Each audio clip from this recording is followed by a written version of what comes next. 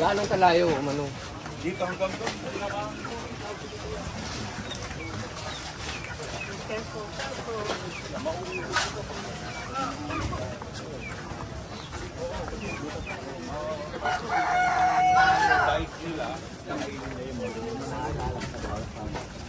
Ito saglit dahil narinig namin na yung dike nasira, kung matutuloy ito, mawawala na yung Gabo.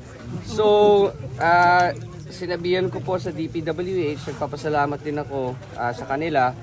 Nakahanap kami ng 50 million pesos